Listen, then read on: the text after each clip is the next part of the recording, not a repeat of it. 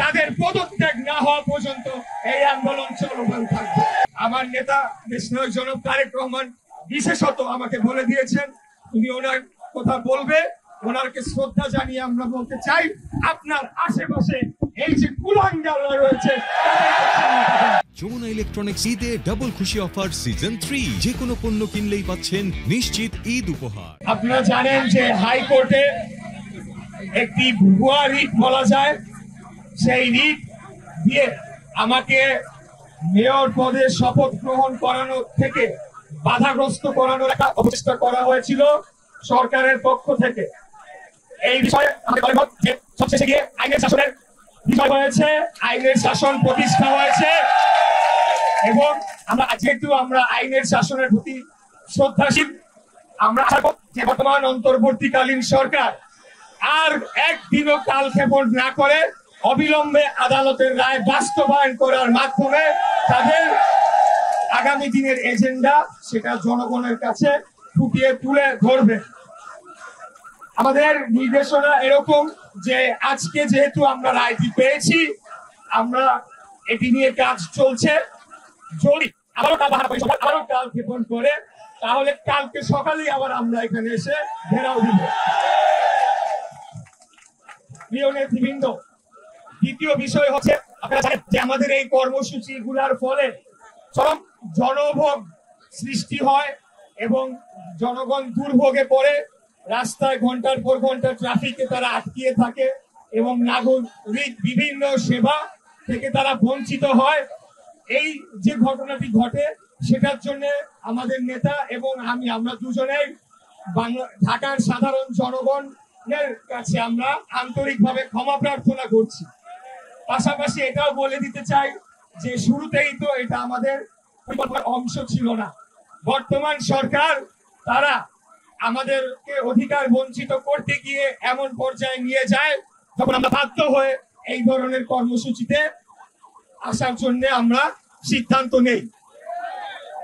এখন গতকাল আমি একটা কথা বলেছিলাম, যেটি হচ্ছে যে বর্তমান সরকারের ভেতরে যে দুইজন ছাত্র প্রতিনিধি রয়েছেন যারা একটি নতুন রাজনৈতিক দলের সরাসরি সমর্থক এবং সংগঠক হিসেবেই কাজ করছেন, তাদের পদত্যাগ না হওয়া পর্যন্ত এই আন্দোলন শেষ হবে না, এই ঘোষণা আমি দিয়েছিলাম। আমি আমার সেই ঘোষণাকে পুনর্ব্যক্ত করতে চাই, তাদের পদত্যাগ না হওয়া পর্যন্ত এই আন্দোলন চলমান থাকবে। যেহেতু বাংলাদেশ জাতীয়তাবাদী দল বিএনপি একটি গণতান্ত্রিক, নিয়মতান্ত্রিক এবং আইনের শাসনে বিশ্বাসী রাজনৈতিক দল, আজকের হাইকোর্টের আদেশনার পর আমাদের দল সিদ্ধান্ত নিয়েছে যে আপাতত আমরা স্থগিত রাখবো এবং সরকারকে আগামী 24 ঘন্টা থেকে 48 ঘন্টা পর্যবেক্ষণ করা হবে তারা কি করে এবং তার পরিপ্রেক্ষিতে তাদের যে কর্মকাণ্ড সেটার উপর ভিত্তি করে পরবর্তী কার্যক্রম নির্দেশনা আসবে এবং নেওয়া হবে। এখন এখানে একটা জিনিস স্পষ্ট বলতে চাই যে রায়ের বিষয়, শপথের বিষয় আলাদা অংশ, আর এটা হয়ে যাওয়া মানে প্রথম যে দাবিটি করেছিলাম যে ছাত্র প্রতিনিধি সহ অন্যান্য প্রতিনিধিদের পদত্যাগ করতে হবে, সেটা কিন্তু পরিবর্তন হবে না। সেই দাবির জায়গায় থাকবে। হয়তোবা সরকারের সাথে আমাদের উচ্চ পর্যায় থেকে আলাপ আলোচনা করে এটিকে সমাধান করার চেষ্টা করবে, যদি না হয় তখন সেই অনুযায়ী ব্যবস্থা নেওয়া হবে আন্দোলন সংগ্রামে।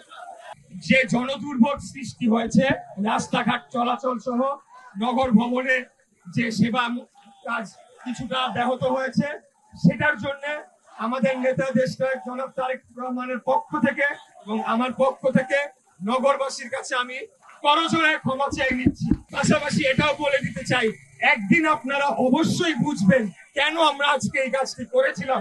যেদিন গণতন্ত্র পুনঃপ্রতিষ্ঠা পাবে সেদিন আপনারা হয়তো বুঝতে পারবেন। আমাদের নির্দেশনা এটাই, আমরা পর্যবেক্ষণে রাখবো সরকারকে, তারা ধানের শীষের প্রার্থীর সাথে এখন কি ধরনের কি আচরণ করে সেটি দেখার বিষয় রয়েছে।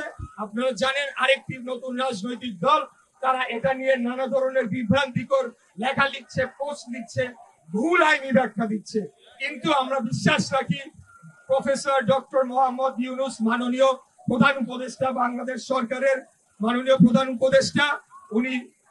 ওনাই সর্বজন শ্রদ্ধেয় ব্যক্তি, ওনাকে আমরা সবাই শ্রদ্ধা করি। আমার নেতা দেশনায়ক জনাব তারেক রহমান বিশেষত আমাকে বলে দিয়েছেন উনি ওনার কথা বলবে। ওনাকে শ্রদ্ধা জানিয়ে আমরা বলতে চাই, আপনার আশেপাশে এই যে কুলাঙ্গাররা রয়েছে এবং তাদেরকে আপনি অপসারণ করে একটি পূর্ণাঙ্গভাবে একটা নিরপেক্ষ অন্তর্বর্তীকালীন সরকার গঠন করেন, যার অধীনে নির্বাচন হবে এবং অতি দ্রুত অনতি বিলম্বে একটা নির্বাচনের তারিখ ঘোষণা জনগণ, বাংলাদেশের জনগণ দেখতে চায়, শুনতে চায়, এটা আমি মনে করি।